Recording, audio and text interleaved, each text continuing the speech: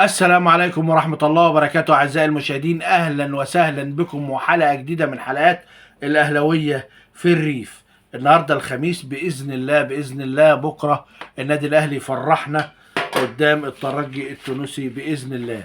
خلاص ما بقاش غير ساعات قليلة جدا والنادي الأهلي يبدأ الشوط الثاني مع الترجي التونسي بالتوفيق بإذن الله قدام جماهيره في أرضه وفي قدام جماهيره بإذن الله. دعواتكم للنادي الأهلي. تعالوا بنا ندخل في أخبار النادي الأهلي مباشرة. طبعا كولر لا صوت في النادي الأهلي يعلو فوق صوت مباراة الترجي اللي هي بكرة إن شاء الله بإذنك أنت يا رب. وفي تعليمات شديدة جدا وتحذيرات شديدة جدا من كولر للاعبين على اساس ان هم ما يفرطوش في الفرصة لتقديم مباراة قوية تليق بالنادي الاهلي وتليق بجماهير النادي الاهلي وتليق بلاعبي النادي الاهلي وتليق بالجماهير اللي جاية عشان تشجع النادي الاهلي وعشان تقف خلف الفريق. كل ده لازم يتعمل له اعتبار وان احنا ننسى الشوط الاولاني اللي هو بيعتبر دايما كولر بيعتبر ان المباراة الاولى تعتبر شوط اولاني من المباراة، وننزل بجد عندنا رغبة ان احنا نفوز ونعمل نتيجة كويسة جدا ان شاء الله. كلنا بنقول يا رب ربنا يوفق النادي الاهلي. عايز اقول لكم على حاجة، ان الميركاتو الصيفي للنادي الاهلي دخل فيه لعيب تونسي، واللعيب ده كلنا كنا بنتمنى ان هو يتنقل للنادي الاهلي. والنادي الاهلي حاول السنه اللي فاتت والسنه اللي قبلها، ولكن كان في صعوبه شديده جدا ان النادي بتاعه يسيبه وان هو كان يجي النادي الاهلي، ولكن في انفراجه كبيره جدا جدا من النادي بتاعه، واللعيب مصر جدا ان هو يجي النادي الاهلي. والنادي الاهلي في احتياج اللعيب دوت، وان شاء الله باذن الله النادي الاهلي يخلصه باذن الله في الميركاتو اللي جاي ان شاء الله، ويبقى لعيب في النادي الاهلي والكل عارف هو مين من غير احنا ما نتكلم. محمد بن رمضان لاعب خط وسط الترجي التونسي، لعيب تقيل جدا، لعيب كبير جدا.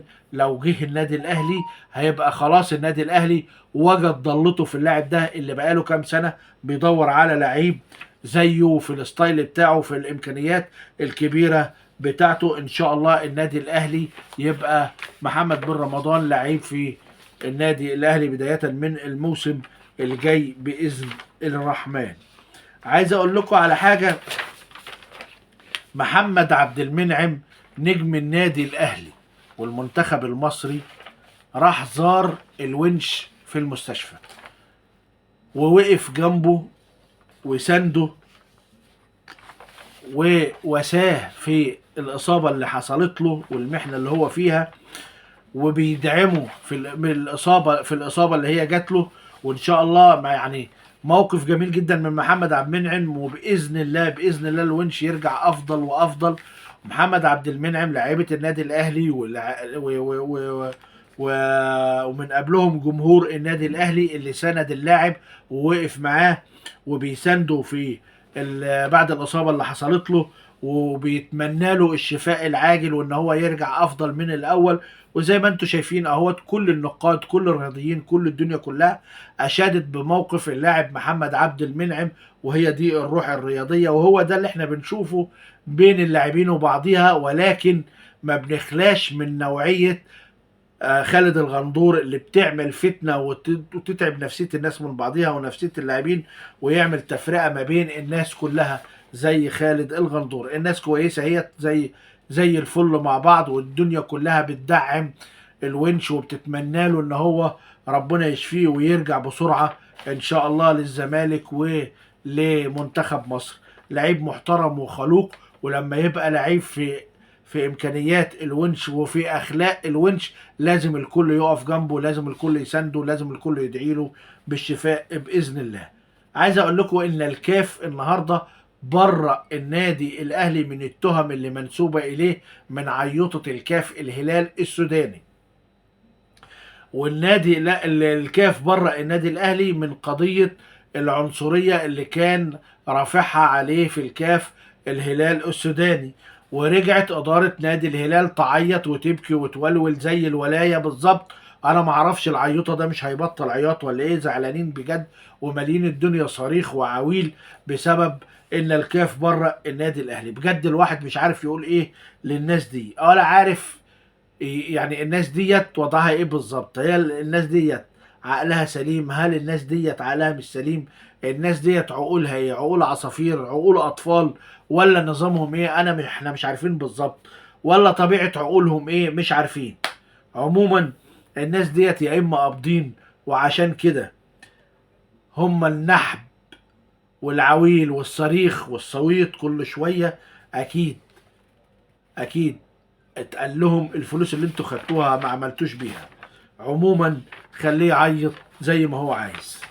عايز اقول لكم على حاجة.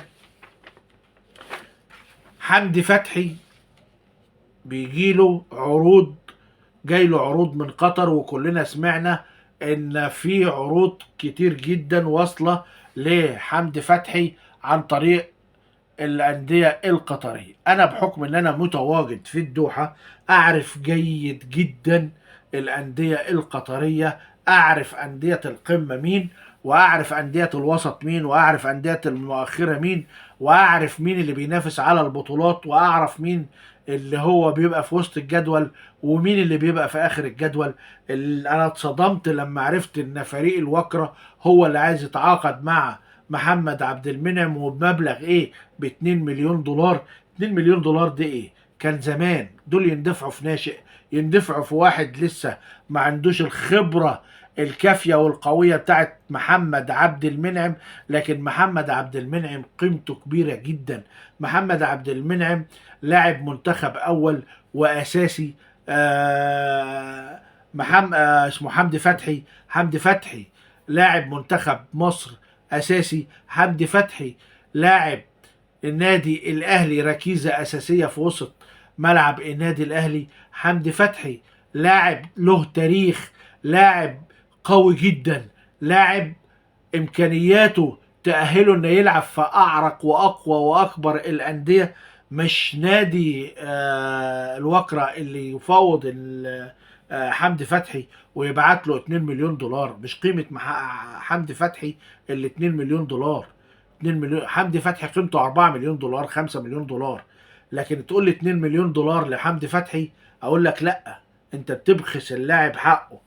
وفي نفس الوقت انا بص الاقي العربي مهتم باللاعب لكن ما بعتش عرض رسمي، وابص الاقي قطر القطري برضو نفس الوضع. ايوه كلها فرق وسط جدول، لكن كلها فرق مش هترضي غرور وطموح حمدي فتحي. اللعيب اللي هو في وسط الملعب شعلة نشاط في كل مكان، باربع رئات مش بثلاث رئات.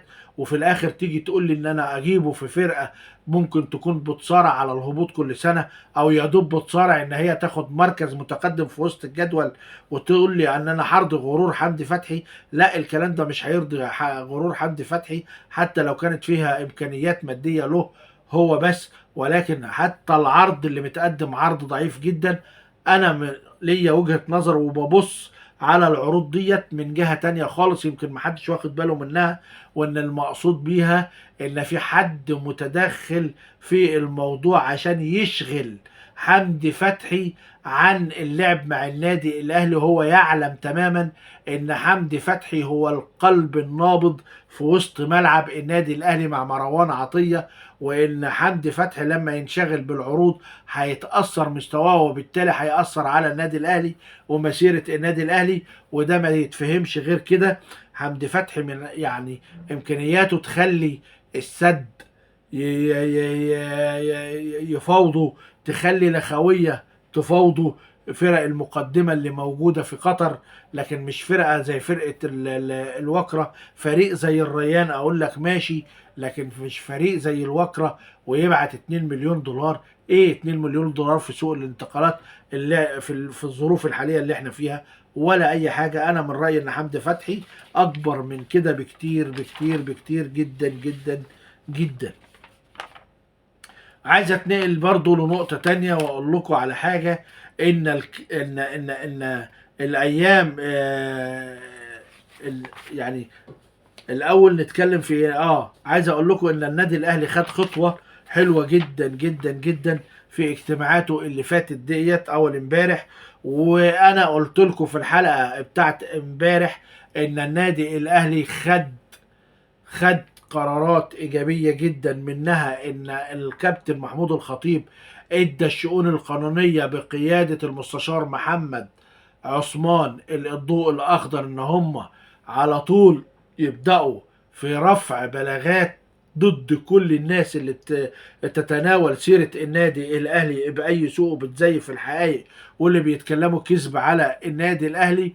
ومنهم اللي كتب المنشط واللي كتب الكلام في مجلة نادي الزمالك، وأثارت حفيظة النادي الأهلي ومجلس إدارة النادي الأهلي، مما جعله ان هو يتخذ الاجراءات او الخطوات الايجابيه اللي هو خدها اول امبارح. من ضمن الخطوات الايجابيه ديت وهو ان المركز الاعلامي للنادي الاهلي خد توصيات من الكابتن محمود الخطيب بمراقبه ومتابعه جميع القنوات اللي موجوده على التلفزيون المصري واللي موجود فيها برامج رياضيه، ويشوف اي قناة بتتناول سيرة النادي الاهلي في برامجها بسوء او بيحاول ان هو يزيف الحقائق بالنسبة للنادي الاهلي.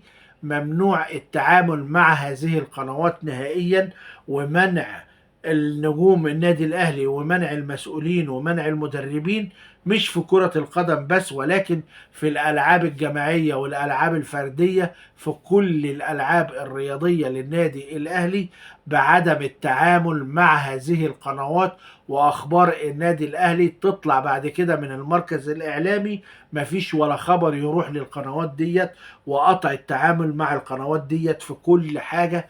ودي خطوة جميلة جدا جدا جدا، وهتخلي الكل يحترم نفسه ويحترم النادي الاهلي ويعرف قيمة النادي الاهلي، اللي بقالنا 4 سنين ما بنسمعش غير تقطيع في النادي الاهلي في القنوات الفضائية، القنوات الرسمية اللي هي تحت مسمى اون تايم زمالك سبورت.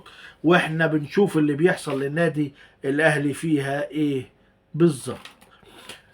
عايز بقى اقول لكم على الحاجة اللي كنت عايز اتكلم فيها، ان من ساعة ما طلع الكلام ان عضو مجلس ادارة النادي الاهلي الاستاذ محمد الجرحي هيشتري قناة نادي الزمالك،